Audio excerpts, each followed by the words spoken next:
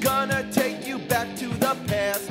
Many times fans ask me what my favorite Angry Video Game Nerd episodes are. That's very tough to answer. I imagine it's hard for the fans too. How do you pick your favorites when there's so many to choose from, and each year the number keeps growing?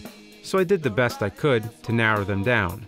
Of course, this is just my own personal favorites as a creator. It's not an official top 10 of any sort. There's no such thing when it's all a matter of opinion. So here it goes. Number 10, Dick Tracy. I think this is your classic textbook example of a nerd episode. There's a personal childhood connection with the game. It even uses footage of me as a kid. There's a tie-in with a movie. There's hype and expectation. The game is brutally unfair and full of flaws. I go into depth explaining what's wrong with it and pepper my language with puns and dick jokes. And my anger accelerates into a final fit of rage.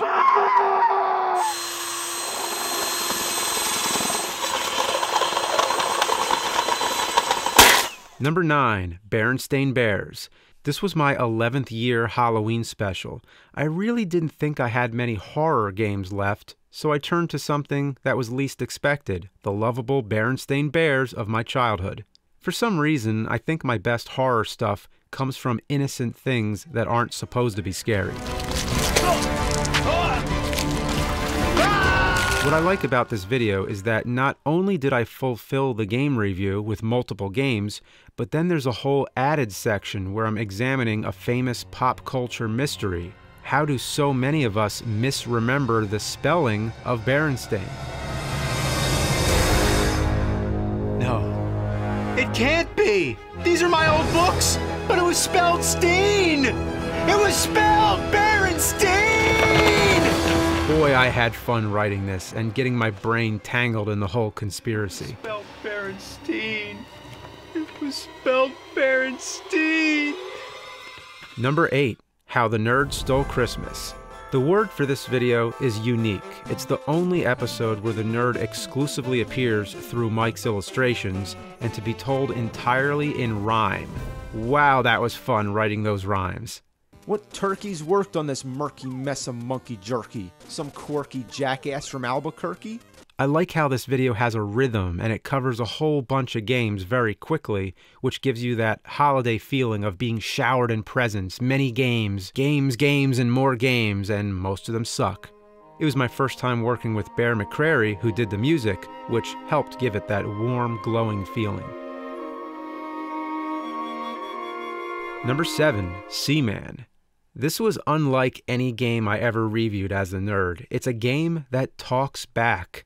Hello? Hello. It's alive. The game was intended to make you feel like you're really talking to this strange animal like a virtual pet, and it worked. Playing this was a weird and somewhat disturbing experience. What can I do? I'll tickle you. Are you coming on to me? Tickle, tickle, tickle, tickle, tickle, tickle. I'm gonna pee if you don't stop. So I hope I relayed that well in the video. I really liked the twist ending and how the nerd sort of became the virtual pet to be watched by the fish or perhaps the audience. Because I can see you and hear you and smell you. You exist as part of my consciousness. See ya. Number 6, Ninja Gaiden. It was fun acting with Kevin Finn as the ninja. I really liked the idea of the game being so difficult, only someone with ninja reflexes could beat it. Fuck.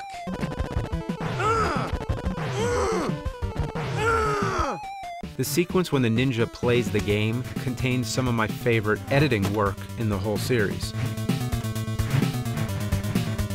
I love how there's a story arc in the episode, which kind of mimics the Karate Kid, where the nerd is reluctant to train with the ninja, but after he witnesses his skills, he accepts the training. I really love the training montage. This episode is all about cliches that were prevalent in the time when the game was released.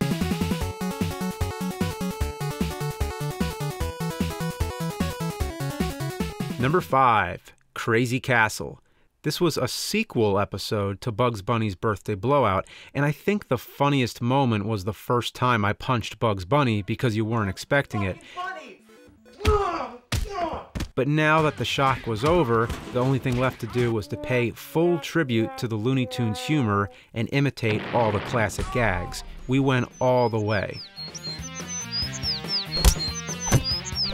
With the games, the comedy lied in the simple fact that there existed so many crazy castle games, and each game review is divided by a fight scene, which gave it a nice flow. In terms of fight choreography and editing, I'm really proud of the work we did here.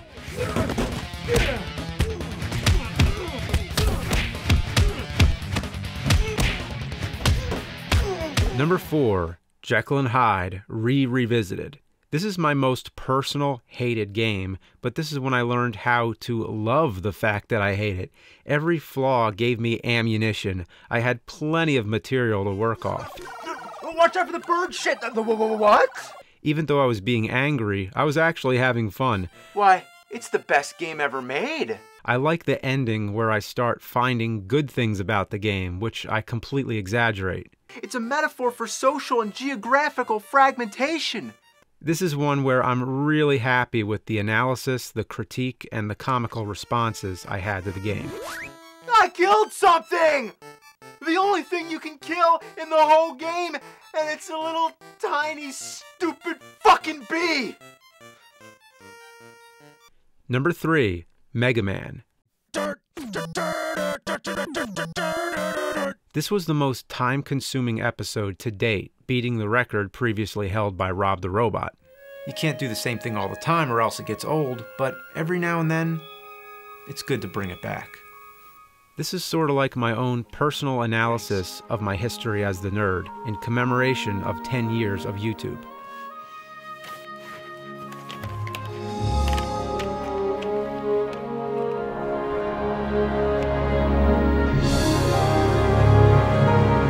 I definitely put a lot of challenges on myself to go back in time and recreate some of those old scenes. I could have chosen any time period, but I picked one that already had 4 nerds just because I knew it was ridiculous.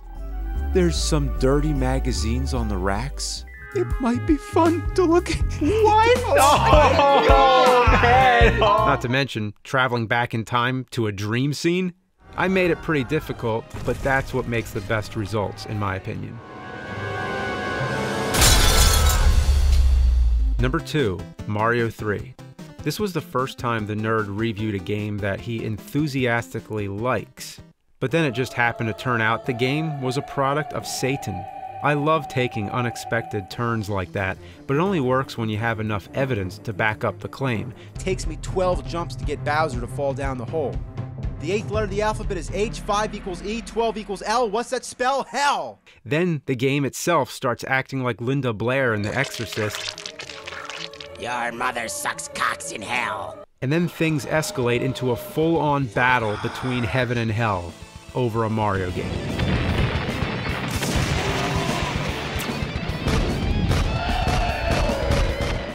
And my number 1 favorite nerd episode, R.O.B the Robot. This was the 100th episode. To begin with, R.O.B was designed as a virtual friend to play games with. You're playing a game with an artificial life form. There's something creepy about that. Gyromite. Or stack up. With the video, obviously the first instinct is to make the robot come alive, but that wasn't enough. I needed some kind of story.